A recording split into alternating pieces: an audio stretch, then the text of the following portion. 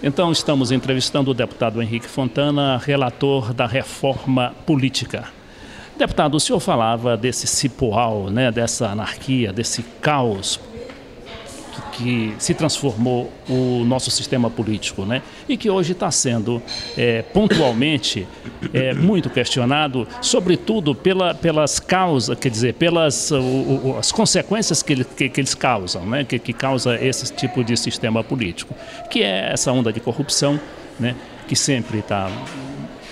A imprensa está enfocando, inclusive com certo sensacionalismo, mas que de alguma maneira isso repercute, quer dizer, é fruto desse sistema político. Eu pergunto ao senhor se até quando nós poderemos conviver com esse tipo de anarquia desse sistema eleitoral. Eu tenho uma visão de que a democracia brasileira, evidentemente, avançou em diversos pontos. Nós estamos hoje melhor do que estávamos no período da ditadura, em que nós não podíamos nem votar, né? Mas os sinais são muito fortes de esgotamento deste sistema que, como eu digo, está construído sobre dois pilares: o abuso do poder econômico, o dinheiro, comprando literalmente o poder político, né? E de outro lado, o personalismo do processo de escolha de quem vai exercer funções nos representando e nos governando. E o enfraquecimento, portanto, dos projetos de uma visão de nação, seja ela qual for. Eu não estou dizendo por óbvio, eu tenho uma visão de esquerda sobre a melhor forma de gerir, eu apoio o governo da presidenta Dilma, outro quer uma outra visão, mas nós não podemos melhorar a gestão pública, melhorar a democracia, se não tivermos partidos, como eu disse, fortes e que representem parcela da população e que tenham um programa que defendam. Uma outra questão que está na minha proposta, são duas que eu queria ressaltar nesse bloco da nossa conversa. Primeiro, o fim das coligações proporcionais. Por quê? Porque os partidos têm que se apresentar, especialmente na disputa de vagas para deputado federal, com a sua própria cara, com o seu próprio programa. Não é possível, às vezes, tu faz uma aliança para disputar vagas aqui na Câmara de um partido que tem uma ideologia à direita e de outro tem uma ideologia à esquerda. E isso, evidentemente, falseia o resultado eleitoral. E a segunda questão é que nós temos que ampliar os mecanismos de democracia direta, a participação da população. Eu coloco na proposta de reforma uma possibilidade de iniciativa popular de participação através da internet. Ou seja, se um setor da sociedade quer apoiar a tramitação de um determinado projeto de lei ou uma emenda constitucional, ele vai protocolar aqui na Câmara Federal, isso vai ser disponibilizado num site, isso vai ser propagandeado nas redes sociais, no Twitter, no Facebook, por N variáveis, vai se mobilizar a sociedade através das redes sociais. O cidadão lê em casa este projeto, ele é chamado, apoie o projeto que altera tal situação. Ele entra ali, lê no seu computador, lê na lan house, na escola, etc.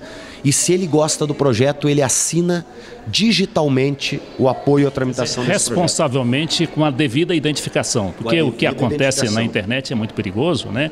É que tem muito anônimo, né? E tem o tal do crime digital que tá, mas é realmente interessante. Não, aqui não. Aqui o cidadão vai colocar, por exemplo, eu vou lá, eu gostei do projeto Henrique Fontana, número do meu título eleitoral, nome da minha mãe ou do meu pai, que é um mecanismo para evitar fraudes, né? E com isto nós, ao atingir 500 mil assinaturas, o projeto passa a tramitar na Câmara. Se atingir 1 milhão de assinaturas, ele entra em urgência constitucional, o que de fato obriga o Parlamento a analisar o projeto daquele grupo de cidadãos que quer ver um determinado projeto votado aqui na casa. Então você veja que a reforma, como eu digo, às vezes eu não compreendo, eu compreendo o interesse de quem não quer deixar votar a reforma, mas eu não tenho dúvida de dizer o seguinte, Leite: o projeto que eu estou apresentando e defendendo em centenas de reuniões no Brasil inteiro, em entrevistas como essa que eu tenho a honra de fazer contigo e com aqueles internautas que vão nos acompanhar, ele é um projeto que melhora muito a democracia brasileira. É perfeito? Não é perfeito. Dá conta de tudo? Não. Até porque se eu quiser mudar 20 coisas na estrutura política brasileira, cada assunto que eu colocar no relatório eu arrumo 20 oposicionistas. E aí eu vou somando as oposições e eu derroto o projeto. Então eu preciso dar conta daquilo que é possível neste momento na conjuntura política outra máxima atual da política, né? Que a política é a arte do possível e não do ideal. Exatamente, porque como eu digo em debates onde eu vou, eu não estou, e é muito importante o papel da academia, né? Por exemplo, se eu estou na academia debatendo com cientistas políticos qual é o sistema político ideal para o nosso país, eu tenho uma determinada margem de exigência. Eu poderia falar contigo de N coisas que eu penso sobre o sistema político. Agora, eu aqui estou na arena da disputa política real. E de nada vale o meu projeto se eu não conseguir atuar nesta máxima que tu colocaste, ou que eu troco por uma outra frase, mas vai na mesma linha. A melhor reforma é a reforma que melhora o sistema e que é possível de ser votada. Porque se eu fizer um sistema ideal, na minha opinião, e eu não tiver maioria para votar, isso não adianta nada, porque significaria continuar com o sistema atual, que esse sim é o pior dos mundos. Então, deputado, mas ocorre também, por outro lado, né, que a população está muito desencantada com a atividade política, sobretudo com essa chuva de denúncias, né, da mídia. A mídia esqueceu praticamente os problemas graves nacionais, como o desemprego, né, o analfabetismo, a educação, e coloca tudo em primeira página, né? Claro que num afã sensacionalista, mas isso, a população que não é obrigada a estudar, comparar informações, ela se deixa absorver e assimilar aquela mensagem como uma verdade absoluta, né? Então, eu pergunto ao senhor qual é a sua visão desse eleitorado, como é que a gente pode, o seu projeto, como é que ele pode melhorar essa imagem da atividade política. Eu já não digo nem dos políticos, porque hoje está atingindo todo mundo, né? Hoje atinge o político, hoje atinge o judiciário, né? Atinge o executivo. Eu quero aproveitar esta pergunta muito pertinente que tu propões, Leite, para fazer uma reflexão com o nosso internauta, né?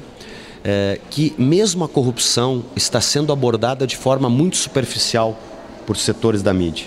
Primeiro, quando é que o senhor ouviu falar de uma tentativa séria, forte, contundente de denunciar e de expor publicamente os corruptores? Porque há aqui um desequilíbrio também que é um misto, ao mesmo tempo correto, porque sempre que houver corrupção ela deve ser denunciada, nenhum de nós quer conviver com a corrupção, mas há um misto assim que inclina este debate sobre a corrupção para deslegitimar a democracia, para deslegitimar a política. E quando a política for suprimida, só há uma outra hipótese, que é a ditadura. A ditadura pode ser a ditadura dos mercados financeiros, por exemplo, não precisa ser só a ditadura de quem... Que é muito pior do que a militar, né? Que é de não poder votar, né? Ou seja, a ditadura de quem tem poder. Porque, por mais limitado que seja o espaço do parlamento brasileiro e as mazelas que ele tenha, aqui se votam temas que podem mudar a vida das pessoas. Por exemplo, aqui se votou a lei do salário mínimo, que garante este ganho progressivo de poder de compra para o salário mínimo. E tinham setores que não queriam, diziam que isso ia quebrar o país, que isso ia gerar desemprego, que ia quebrar a Previdência, mas não quebrou a Previdência, não quebrou o Brasil e só aumentou o nível de empregos. Ou seja, foi correto reforçar o mercado interno. Então, o debate sobre corrupção, eu sou autor, por exemplo, de um projeto de lei que institui o que não existe até hoje, criminaliza a pessoa jurídica que participe de atos de corrupção.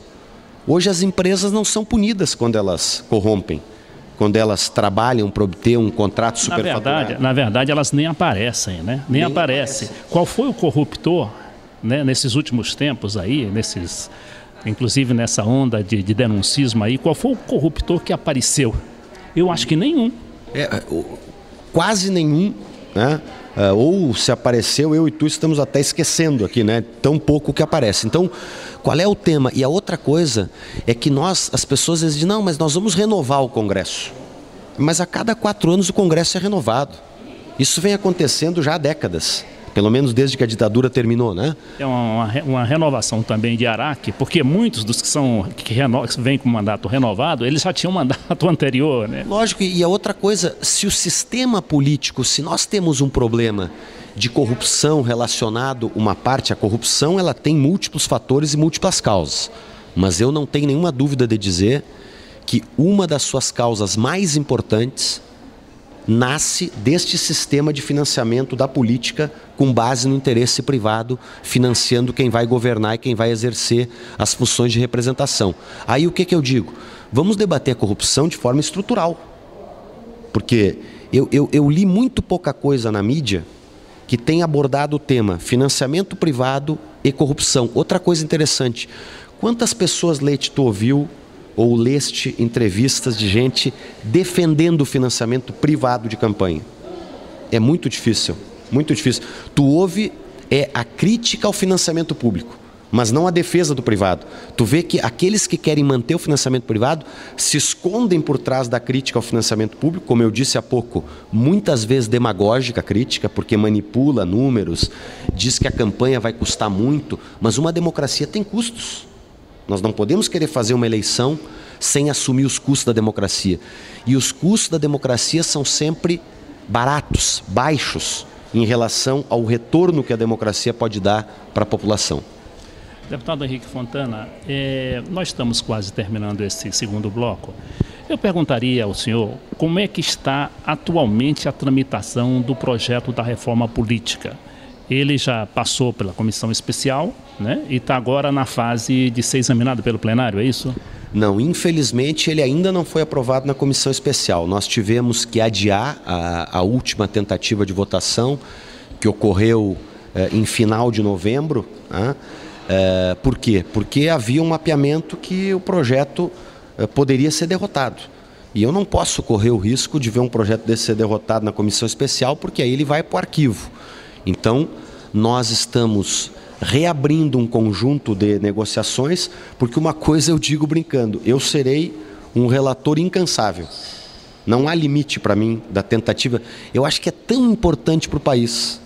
Eu estou há 13 anos no Parlamento Brasileiro. Tenho a honra de estar no Parlamento Brasileiro há 13 anos.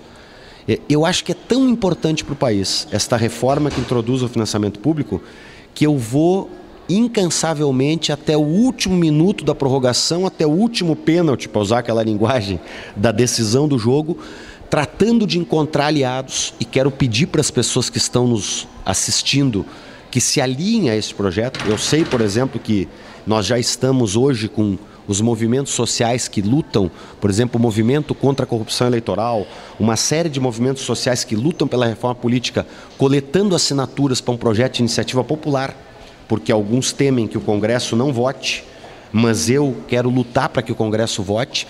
E a ideia qual é? Que na segunda semana de fevereiro, logo após o recesso, nós vamos pautar de novo na comissão, e aí espero eu com maioria para aprovar o projeto. Agora, de qualquer maneira, esse projeto não pode ser, mesmo que o Congresso aprove, ele não pode vigorar na próxima eleição, não é isso?